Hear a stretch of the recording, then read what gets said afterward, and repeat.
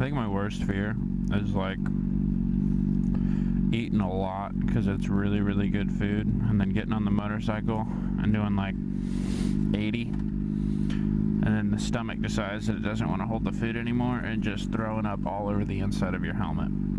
I think that's my worst fear. Like, I don't even know what you do in that scenario, because I mean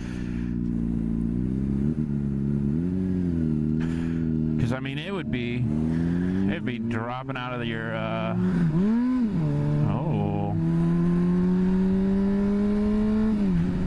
dropping out of your helmet onto the bike and stuff. It would not be good. That'd be disgusting. For the love of God, one of you go faster. Why don't you get off the damn phone and drive? Jesus Christ. Fuck it. Fuck it. Ah!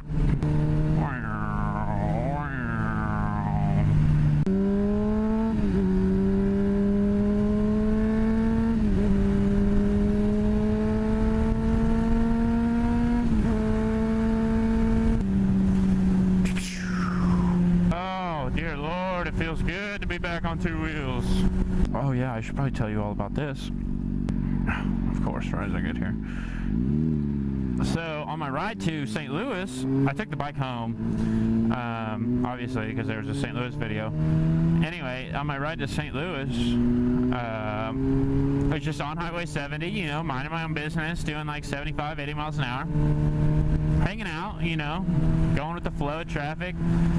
And we got stuck in this line of cars. I got stuck. It wasn't we. I got stuck in this line of cars, like waiting to pass a semi and everything. And we're all just kind of putting around. And out of nowhere, this dude on an older model CBR, and I'm pretty confident it was a 600, but I couldn't tell.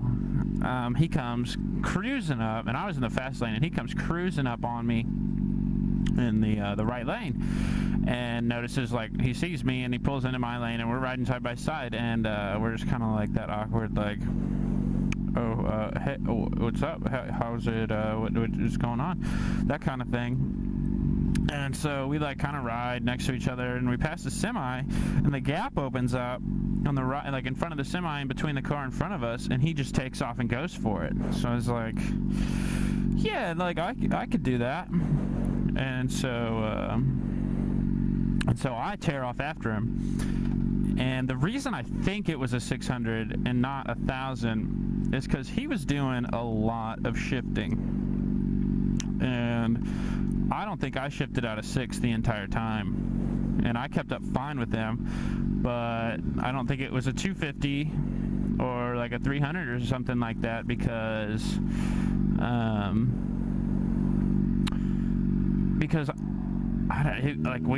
there were parts of it where we were doing like probably 120, and he seemed to be, you know, not struggling. So I think it was a 600, and he was just, I don't know, wanting more power. But mine kept up with him no problem. Granted, mine's not 100% stock, but I don't think it's big enough to make a difference.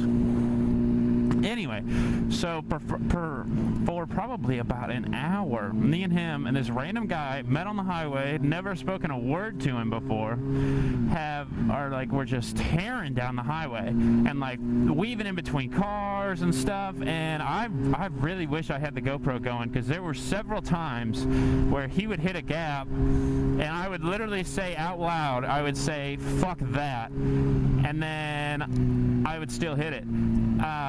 So I don't really, you know, it was a good time. It was definitely one of the, like, it was the scariest riding styles I've ever been a part of. But I mean, I had fun, but like the second he got off the highway, I was like, yep, nope, we're done with that, and went right back down to 75. But I mean, we were splitting cars, splitting semis, and just, you know, all at 100 miles an hour or above. Granted, I made great time. So like there's that. But so yeah, like that was cool.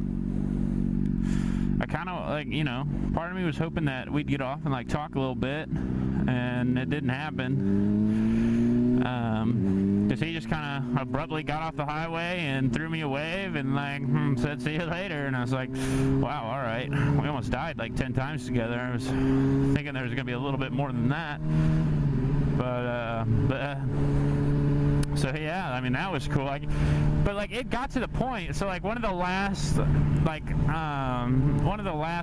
sketchy things we did, I guess, is it was like a straightaway on the highway. Which, if you've ever driven on Highway 70, the whole fucking thing is straight. And we came up to, there was like a pickup truck hauling a trailer full of golf carts on the right lane, and then there were just like several cars on the left lane. And we were behind the pickup truck with the golf carts because we were hauling ass and bobbing and weaving, and we just ended up on that side. And oh wow, sorry, Poncheros is, whew, it's not sitting well right now.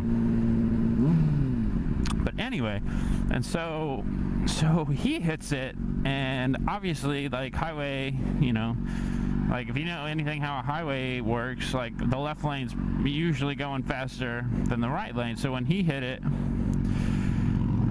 it was like a decent sized gap. Still sketchy, but like decent sized gap.